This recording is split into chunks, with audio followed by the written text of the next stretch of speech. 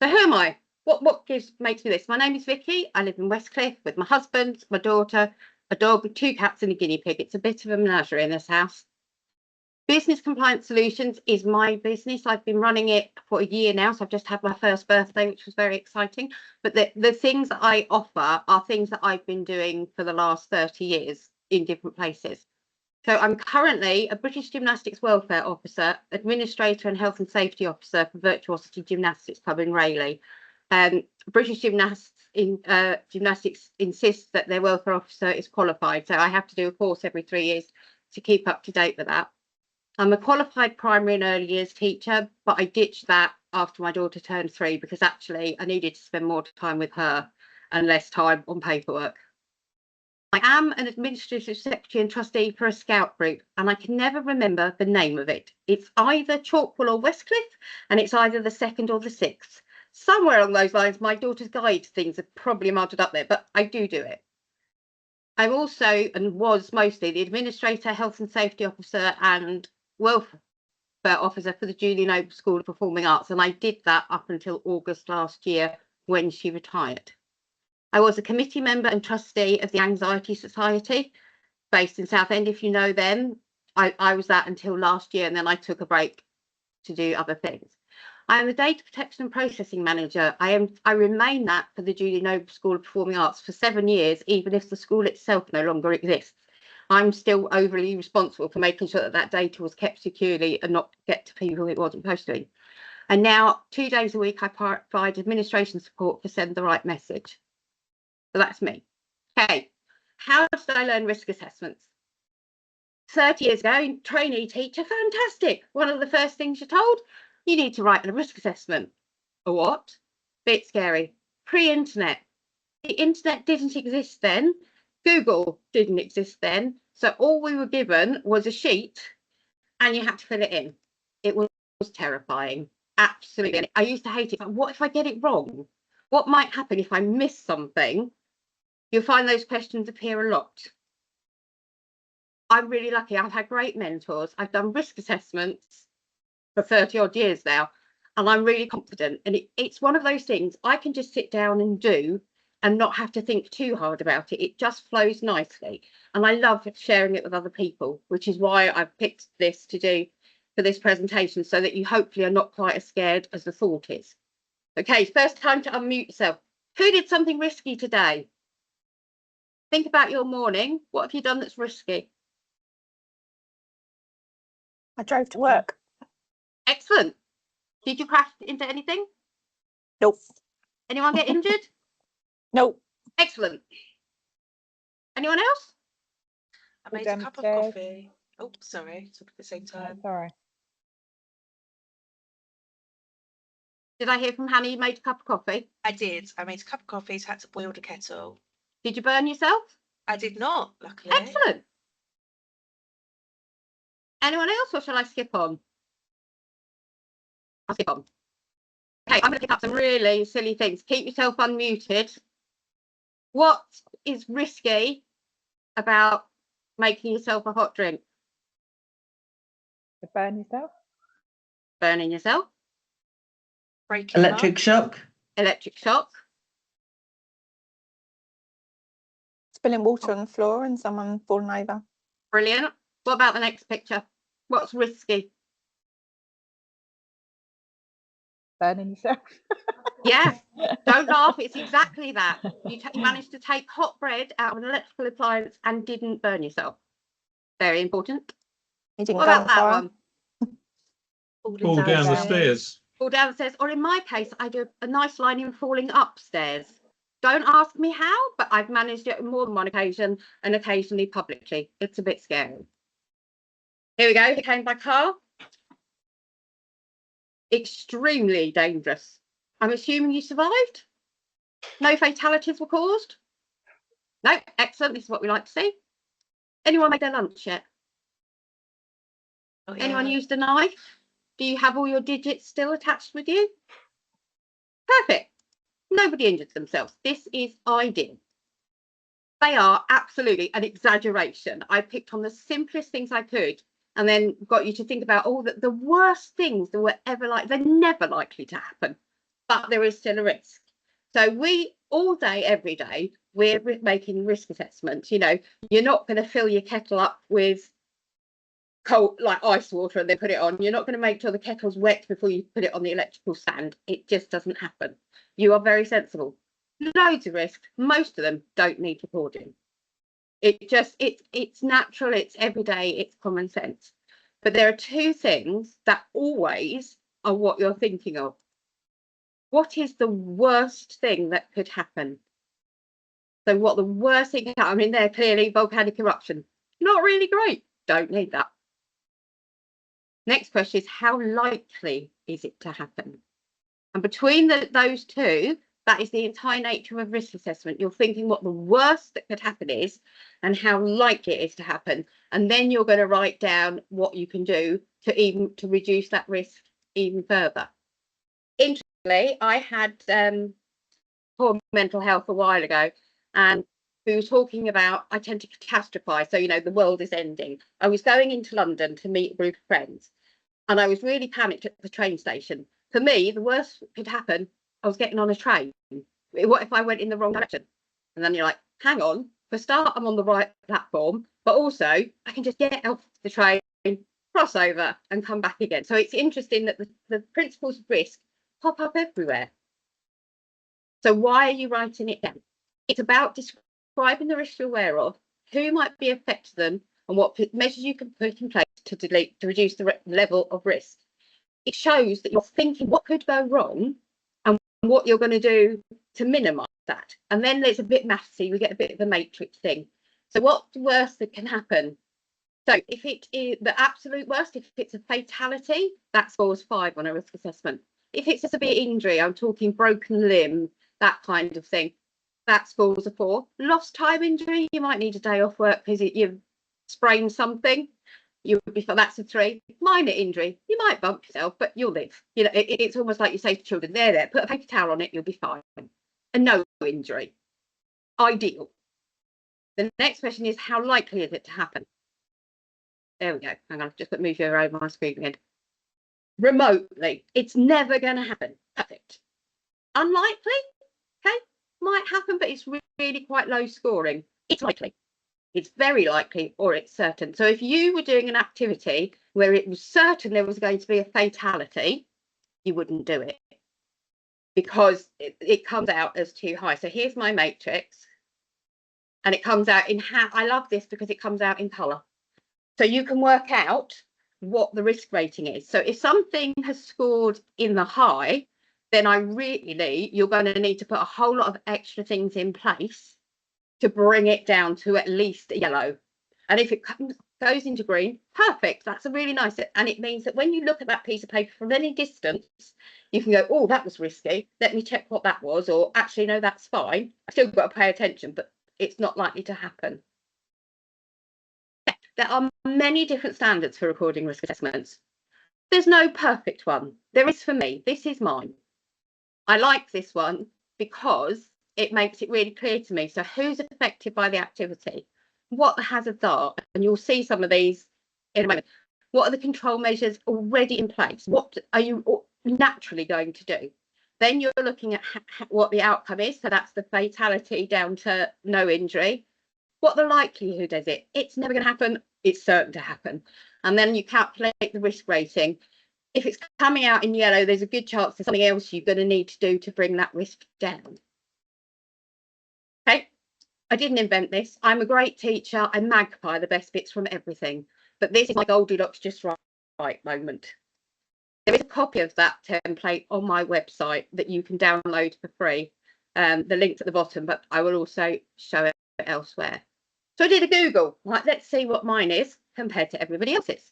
So this top one, this is quite an interesting one. This is for theft of food supplies intended for vulnerable families by staff. So that's what they're thinking. They think that's a moderate probability. They think that could happen. And if it happens, it's a major issue.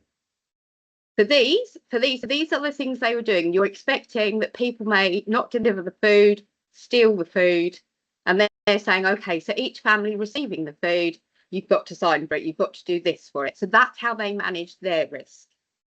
The one underneath, oh yes, I did this because it has my favourite. My favourite risk tends to go at the top of all my risk assessments: slips, trips and falls. Because pretty much anywhere, you've got to make sure that the floor's clear, there's no trailing cables and that kind of thing. So this was just in an office, making sure the office is tidy, you know, no trailing cables, not putting stuff all over the floor. So that was 2 examples. And then there's another 2. This one, you've got the hazard, who is at risk and why, what you're doing, anything else you need to do, who's responsible. We'll come back to who's responsible, what you need to do and when it's completed. And then this one was a school staff trip. What's the hazard, who might be harmed, what it could happen, risk rating before you do anything, what are you going to do, risk afterwards, do you need to do anything else? Again, the major things are what is the worst that can happen and how likely is that to happen? And that can feel quite dramatic, but it's not. Okay. This is my elephant in the room. Can't I just use ChatGPT? No. Yes, you can. In truth, there's nothing to stop you, but it's not specific to your needs. You personally haven't thought about the risks. So you need to own those risks so that you know what you're looking for. It doesn't understand the situation that requires the assessment. It's just another meaningless piece of paper. You've not had much involvement in it, and it doesn't know the people involved. I was in a Facebook group for craft stalls, and somebody had recommended me to help with risk assessments. And then the next 10 people underneath me all went, just put it in ChatGPT. Just put it in there. And I've just, no, please don't. Just don't. It does. You need a risk assessment to be effective. It needs to be right for you. And if you're not involved in the creation of it, then you're not going to be as aware. Oh yeah, that's the other thing. It makes stuff up and invents truths. There is I've heard tell of a guy who took someone to court and listed all these case notes to a judge and previous judgments. ChatGPT made it up, didn't actually exist. You've got to be really careful. You might want to use it to get the bare bones, but me and AI have a difficult relationship. I like things to be personal. So I will always think, and if I'm doing a risk assessment with you for you, I'm not just going to write it and give it to you. I'm going to go through it with you so you understand and learn how to do it yourself. So who could write a risk assessment? Who do you think? Unmute yourself. Anyone? Anyone? Yeah. Anyone else? The person carrying out the activity. Yeah. Any more? Overall manager. Yeah. Here are just some of the people that could write a risk assessment for you. The health and safety officer, the employer, the welfare officer, charity worker, business owner. Who should do it? What do you think the official advice is of who should do a risk assessment? I'll let you in. Anyone. The government advises anyone with the relevant knowledge, experience and skills necessary should write the risk assessment. So it's a bit overwhelming because you think, oh my goodness, I've got all these. Keep unmuted. What's the worst thing that can happen? Making a hot drink. Give me a number. 4. Yeah. Anyone disagree? Maybe 5. 3? 5. That would be a 5, very yeah. bad idea. Yeah. I think death could occur making a hot drink. Yeah. So I put it as a lost time injury. That's what I would take with those, but you're not wrong to think the other ones. So how likely is that to happen? 2. Or 1 or Unlikely. 2. Yeah. Yeah. Okay. That depends on who's using the kettle and where it's made. If it was you, I'm going to say it's unlikely that you'd injure yourself making yourself a hot drink. What about if you're supervising a vulnerable person? That makes it more likely. What if you're letting kids do it? Very likely. So that would give 3 different scores depending on those things. Do you need to write it down? If it's me making a cup of tea? No. If it's a vulnerable person working with them as part of a group, it might be included in sort of a group. So this is the activity, we're having a coffee morning, but someone will just supervise the tea, make sure that it's being done safely. If it's a child, you absolutely have got it written down somewhere that, you know, the children are taught specific steps and you keep them safe. Crossing the road. Now, this should be quite easy. What is the worst outcome? 5. Yeah, fatality. Absolutely. The very worst could happen is you are hit by a car. How likely is it to happen? Again, depends on who's crossing the road. There is a remote chance that I will be killed by crossing the road. But for a child, it's much more likely. Almost even very likely, depending on if they're teenagers going to school and are just racing across the road in hordes, as they tend to do. So does it need to be written down? Again, Sorry, doesn't it depend on how fast the road is, how busy the road is? Isn't that the other factor? yes, they would all be things that you would say. So when you come to write a risk assessment, you would say that, you know, another risk is, you know, actually the traffic conditions at the time. You know, are you, if you're crossing the road with a group of kids, you've all seen teachers do it. We stand in the middle of the road with our arms out and shepherd across a load of children if there's not a crossing nearby. So that is what you're doing to keep it safe. But you're not going to do that if the road is really busy. So you think about what makes it safer or less risky. So you teach them the green cross code. You cross at crossings where it's possible. You know, you teach people how to cross a road when there are cars parked everywhere. So you teach them the safe things that make it safer. Okay, so this is person-centered risk assessments, because sometimes a particular person needs a risk assessment that isn't covered by a sort of general business one. So someone who's pregnant women should have a risk assessment done to ensure that they stay healthy, there's no damage to the baby, everybody's supported. If you're working with somebody who's got medical needs with a particularly serious outcome, chronic asthma, diabetes, angina, some medical conditions are going to mean that actually you need a little bit more said about them. And if you're returning to work after serious medical issues, I had 6 months off work with my mental health. I couldn't just come straight back into teaching full time again. It was too much. It was a graduated approach. So it's recorded both as a risk assessment, but also as a plan. You know, we're going to start here, we're going to move up.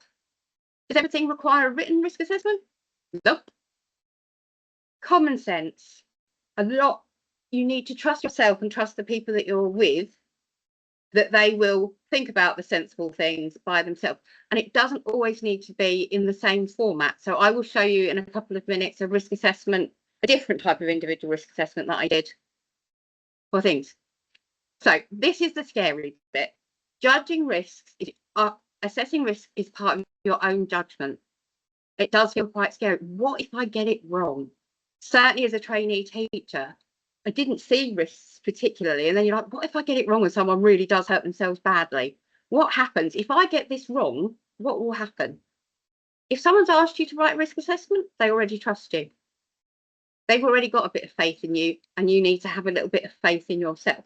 They wouldn't have just gone, right, I don't like this, and they get to do the risk assessments. It will be, that person thinks clearly. They can do the risk assessments. So pregnancy is quite a big one. What's the worst that could happen? That depends on what your job is. Do their routine tasks involve something which might damage their health or the health of the baby? So working in an office, maybe there's not too much that needs to change. Working in an Amazon warehouse, picking up heavy parcels all the time, you're going to need adjustments there to protect them. How likely? Again, that depends on the role. How risky is their normal activity? How likely is that to happen? So go back to the Amazon worker, that actually it's going to be more risky for them because of the pregnancy. Do you need to write it down? Yeah, absolutely. For a pregnancy assessment, you should have it written down. And that applies to any job you do. As a teacher, I had risk assessments for some other people that I've done risk assessments for working elsewhere. They've all had their own written risk assessment. Interesting. So I've got 2 examples here of pregnant people. This was a dance teacher. She taught once a week and doing activities. So the big things, the physical, demonstrating exercises in class and performance teams. That's what she was teaching. So really simple things, minimise the need to do it by choosing a student instead. We gave her an older student who could do the demonstrating for the younger children, so that the teacher herself wasn't leaping around trying to do high kicks and things with a 6-month pregnant belly. Stamina, not to overdo it, particularly dance teachers, but teachers in general, they're terrible for overdoing things, because I'll just get this done, I'll just get that done. But actually, if you're pregnant, you've got someone else to consider, you've got the baby to consider. So we would make sure that actually the staff knew if they were getting too tired in a class, they absolutely could send a student to one of the other rooms and get someone else to come and take over. They've just got to work. This was really straightforward. She's a lovely teacher. We talked about how she was feeling, what challenges she might face on maternity leave, and we reviewed it as she reached the final trimester. I also reviewed it when she returned to work. The risks were not quite so high, but it was about gradually getting back to normal. This one is a little more tricky. This lovely lady overdoes things, very much overdoes things. During gymnastics, they use the proper, I mean, they've got massive beams and bars and things that were all stored in the studio. So before each session, the equipment was physically carried to where it needed to be and checked. That's quite a lot of manhandling. So we were saying, you know, actually only let very limited handling of equipment, let someone else do it. There's always more than one coach. Someone else should do it. Manual support of students, particularly in gymnastics. So this was the Imperial Society of Teachers of Dancing, the Royal Academy of Dancing and British Gymnastics all have their own guidelines on safe holding and supporting, particularly gymnastics. So we were getting her to gradually reduce the support for the younger students and allow other staff to step in for her, and not just going, oh, I can do it. No, it's not fine. You have a rest and so can do it for you. It's finding that balance. Stop supporting the older students where you're responsible. This one, you'll see there is a section in red. This was her worst category. She liked to demonstrate, but she really needed to stop. And she's a lovely but fiercely independent woman. She's like, I can do this. I'm like, you can, but you shouldn't. So this was written in red in her risk assessment, because she knew that was the one thing I was definitely going to check on. Similar to the other lady, staff encouraged not to overexert themselves. Sit down, continue class. Kids are germy little things. Wonderful, but really germy. So she needed to be really careful if any of the children had got any of the things, and they were. We encouraged the parents to let us know so we could let them know, and then they'd let their midwife know, just to make sure everybody was safe. So this had extra precautions. We also, the other senior members of staff also had her permission to tell her off if she was looking like she was going to move the furniture. It was just, oh, you don't need to do that. You watch, tell me where you want it to go, and I will move it. Okay, this is a tricky one. We had a member of staff who had a breast cancer diagnosis, and she took time off for a mastectomy. She was ready to come back to work. So, first of all, we confirmed, I got the confirmation of fitness received from her doctor. Without that, there was no way she was coming back. I created this risk assessment, and I'll tell you why on the next page. She felt she was capable of doing more than I was allowing her to do on the risk assessment. But as the person responsible for the welfare of staff and the students, it was my say. Really, it's my bottom on the line. That's why. So let's look at some of them. So physical pain through active demonstration. Okay, get the kids to do it. Wear supportive underwear. Physical, adding the time. She returned to being a teaching assistant during the week in school, and this was on a Saturday. So it's returning to work and suddenly finding that because she was a bit tired from that week, that actually teaching for another couple of hours was too much, and then tired. We reintroduced our COVID procedures, and the rooms were steamed and antibac after every class for her. Initially, she was only allowed to return to, I think the first 2 weeks she could watch. The next week she could do half an hour of the oldest class because they're the ones that don't need it. And we gradually built it up from there. I reviewed it very regularly. Delighted, she is now cancer free, but she still has her own risk assessment because it remains. So I'm sure you're all going, what gave me the right to make those judgments and insist on the restrictions? It's a fair question. I know the person. I know their work. Like, I knew she was going to overdo it. If we let her come back running, she would burn herself out and make herself ill on a long term. I used to teach dance myself. I know what it involves, and I know, again, thinking about who she is, how she works, things. As the welfare officer, that is my role. I will make sure things, and I will research it until I know enough. So before I wrote risk assessment, I spent a long couple of days on the computer looking at people returning to work after a cancer diagnosis, looking at the things that might be an issue. So I will research it till the cows come home. Another risk assessment I've just done is for somebody who's setting up a company with security dogs to do things. I don't know much about handling dogs and events, but after some research, I've put together the beginning of a risk assessment of all the things that I can see, like, are the dogs going to be noticed? Is it going to be obvious that they're working dogs so that people know who they are? What are you looking for from their trainers? You need to know that they're handling. If I don't know it, I will find the answers. And I found the answers, and then I sent it to him to look at, to send back, and then we'll have a chat, add some things, remove some things.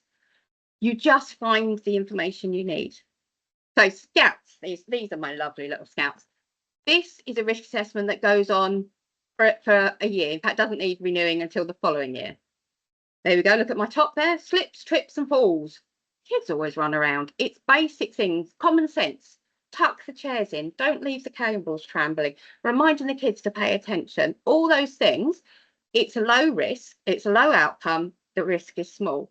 I'm going to scroll down to the bottom. Miss medical incidents. So if you have got kids with diabetes, ADHD, any severe allergies, you need to know who they are, and all the adults present need to know who they are and what the action is. So it's there really so that you go, oh yeah, I must remember that Fred is allergic to nuts, so I need to make sure that we're not using anything that's got any nuts in. I've also had it on here down the bottom. There are two initials, DS and AS. The two main leaders, they have fibromyalgia. They both struggle at different points, and it's interesting because I have fibromyalgia too, and between the three of us, well, there are very few symptoms that are similar, but we all understand the tiredness and the fatigue. So actually it was actively encouraging them to speak up when they were getting tired if it suddenly became too much. And the adults, if they noticed that so and so looked like they were struggling, but actually you needed to say, you have a rest for a minute, I'll do this.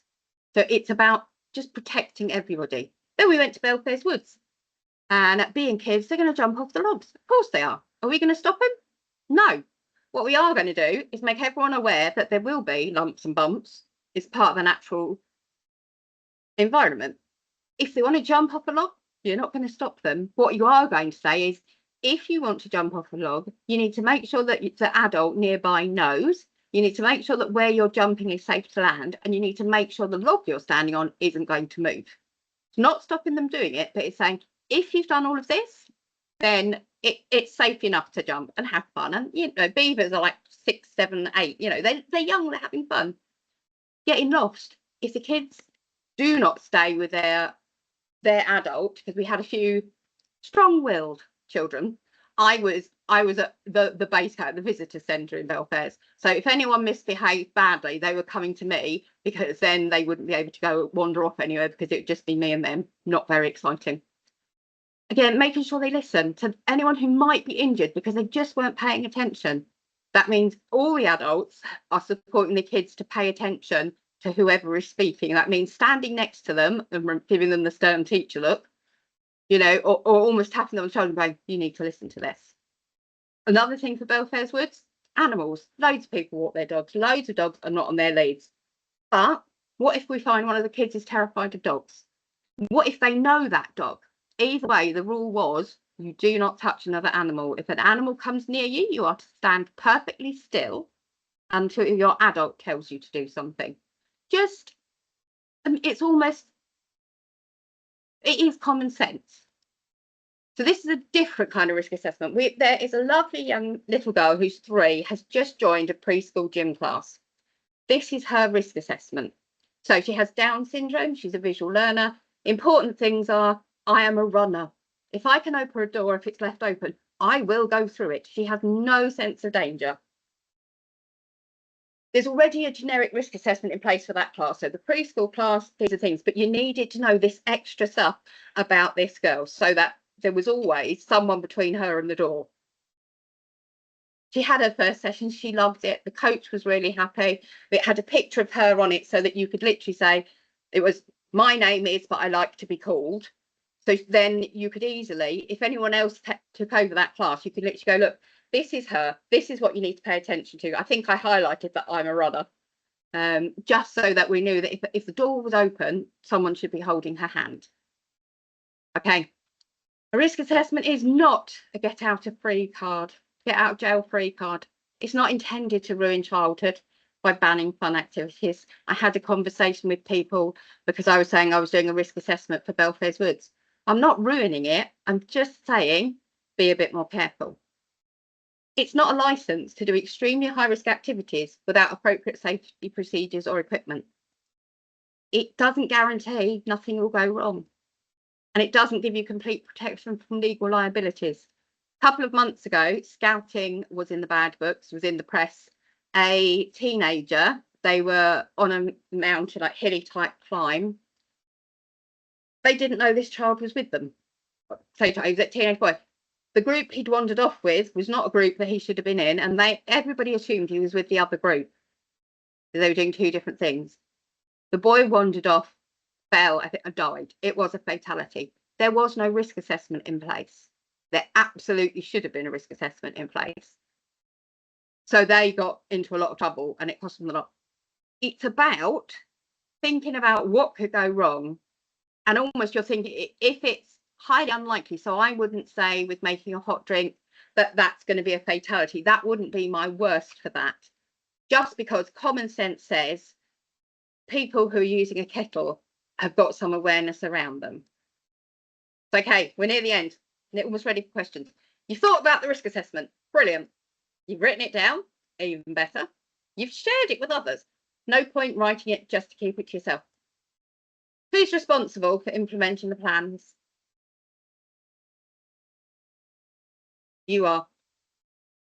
Everyone written in the assessment has some responsibility, but the ultimate responsibility lies with the risk assessor. Now, this is important because if somebody like me is helping you write a risk assessment, you need to be involved in that process because you know the people, you know the situation.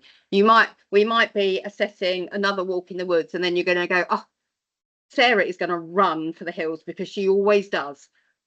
You need to say that actually this child is a runner, and I want that written down, because then you're saying, I've thought about that, and this is what we're going to do to protect them. This is an interesting one. This was elements of somebody from Mumsnet, my guilty pleasure of reading. Have a little read and tell me what you think. Can you be too cautious?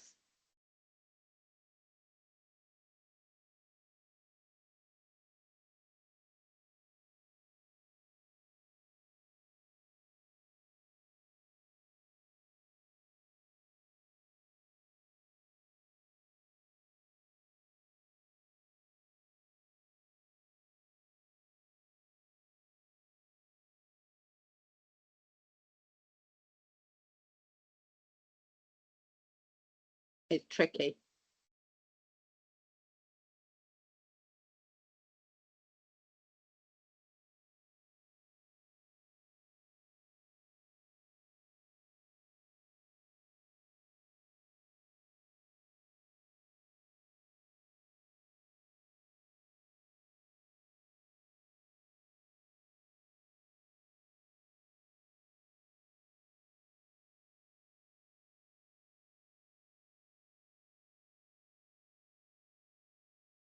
Is she completely unreasonable, or does she have some good points?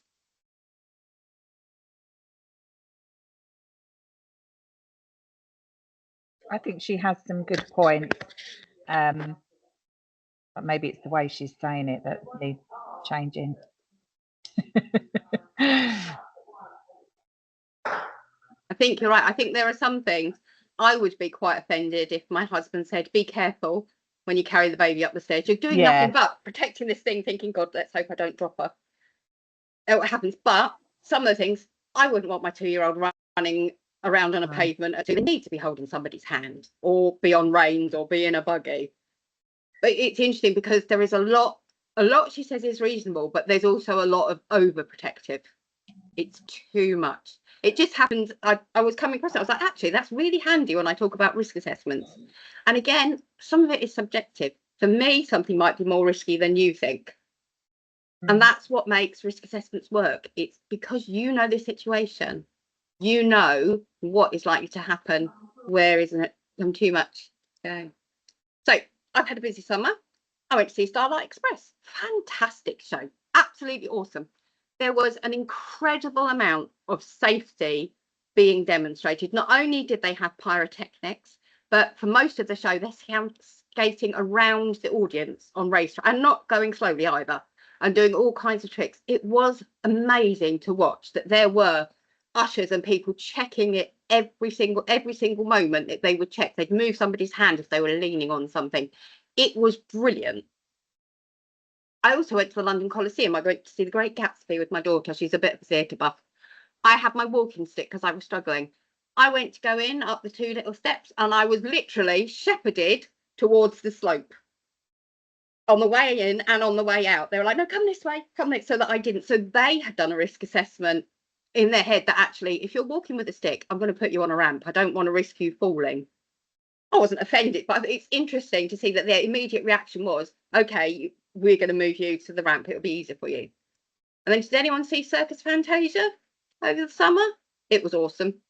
They had a human cannonball. Every performance, they set up this big net and there's all these different things. He went round and personally checked the settings of every single support. Then he had a waiver that had to be signed. He checked the things to say that he was happy to take the personal risk of firing himself out of a cannon. So the risk assessment clearly was, okay, he can do this, but only if he says he's absolutely fine and he's checked everything, putting the onus on him. It was great. I mean, I must admit, as he landed, I thought he's going to overshoot this net. And he almost did, but I hadn't realised that there was also a little net at the far end. So if he went too far forwards, there was a net there and he wasn't going to go head first. So I hope it makes it more accessible and less scary.